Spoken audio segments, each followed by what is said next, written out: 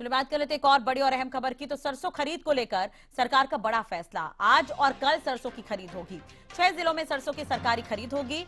चरखी दादरी, भिवानी, महेंद्रगढ़ में ये खरीद की जाएगी। रेवाड़ी, झज्जर और नूंह में भी खरीद का फैसला किया गया है। तो ये बड़ी खबर, सरसों खरीद को लेकर सरकार का बड़ा फैसला। आज और कल सरसों की खरीद होगी। 6 जिलों में सरसों की सरकारी खरीद होनी है। चरखी दादरी, भिवानी, महेंद्रगढ़ में ये खरीद होगी। रेवाड़ी, झज्जर और नूंह में भी खरीद का फैसला लिया गया है। तो सरसों खरीद को लेकर सरकार का बड़ा फैसला, ये बड़ी और अहम खबर हम आपको बता रहे हैं। आज और कल सरसों की खरीद होगी। तो चरखी दादरी, भिवानी, महेंद्रगढ़ में ये खरीद होनी है। 6 जिलों में सरसों की सरकारी खरीद होगी। ज्यादा जानकारी और अपडेट के लिए बात करेंगे। झज्जर से संवाददाता रमाकांत हमारे साथ जुड़े हुए हैं। रमाकांत, पूरी जानकारी आपसे चाहेंगे। कल और आज का दिन अहम है, सरसों की खरीद होनी है। क्या कुछ तैयारी वहां पर की गई इस खरीद को देखते हुए? जी बिल्कुल, मैं आपको झज्जर की स्थिति की बात करूं तो काफी दिनों से किसानों की समस्याएं थी कि हमारी अभी तक जो सरसों है वो नहीं खरीदी गई है। उसी को ध्यान में रखते हुए हरियाणा सरकार ने बड़ा फैसला लिया। और झज्जर की बात करूं तो झज्जर जो अनाज मंडी है उसमें पूरी तैयारी कर ली गई, क्योंकि 2 ही दिन है और किसानों को किसी भी तरह की परेशानी ना हो, इसलिए किसानों की जो ट्रैक्टर है या अन्य जो भी चीजें हैं उसको पुख्ता तैयारी कर ली गई। जब हमारे अधिकारियों से बात हुई तो उन्होंने कहा कि तो हरियाणा सरकार का जो फैसला है उसका सभी लोग स्वागत कर रहे हैं। और झज्जर के जो अनाज मंडी के जो प्रबंधक हैं वो पूरी तरह से मुस्तैद है। और किसान भाई जब आएंगे अनाज मंडी में अपनी सरसों बेचने, तो उसके लिए पूरी तैयारियां दुरुस्त कर ली गई है। जी चलिए, और एक तरह से देखा जाए तो किसानों को कितना फायदा होगा, क्योंकि जब धान की खरीदी हो रही थी तो उस समय काफी अनियमितता देखी गई थी। तो उस तरह की अनियमितता ना हो उसे देखते क्या कोई कदम उठाए गए हैं विशेष रूप से?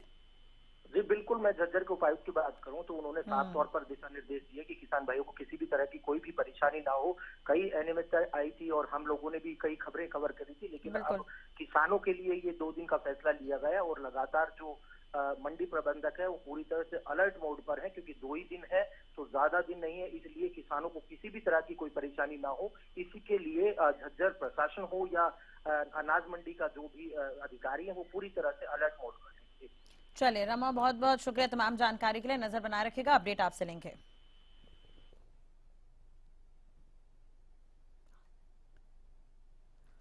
महेंद्रगढ़ से संवाददाता अक्षय भी हमारे साथ जुड़े हुए हैं ज्यादा जानकारी के साथ। अक्षय, तैयारियां किस तरह की है? आज से सरसों की खरीद होनी है, 2 दिन तक ये खरीदी चलेगी, तो प्रशासन की तरफ से क्या कुछ तैयारियां की गई है? बिल्कुल राजश्री, मैं आपको बता दूं कि महेंद्रगढ़ में आज 2 दिन के लिए जो सरसों की जो खरीद है वो आज से शुरू होगी। और सरकार के द्वारा आदेश जारी किए गए हैं कि जो हरियाणा के जो 6 जिले हैं उनके अंदर ये सरसों की खरीद होगी। उसके लिए महेंद्रगढ़ की जो अनाज मंडी है उसमें भी जो एफएड के द्वारा है व्यापक प्रबंध किए गए हैं। ई पोर्टल के माध्यम से जिन किसानों ने उनकी खरीद को लेकर सरकार की तरफ से दिया गया है, जिससे किसानों को काफी लाभ होने वाला है।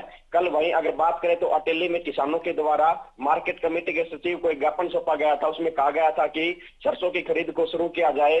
उसके बाद में जब हरियाणा सरकार उसकी तरफ से आदेश जारी किए गए कि 2 दिन के लिए सरसों की खरीद शुरू होगी। किसानों का कहना था कि जो एमएसपी है उससे उनको सरसों 700 से 800 रुपए कम पर बेचने को मजबूर होना पड़ रहा है, जिसके चलते सरकार ने उन्हें एक बार फिर से 2 दिन के लिए सरसों बेचने के लिए आमंत्रित किया है। तो ये साफ तौर पर किसानों के लिए फायदेमंद होगा।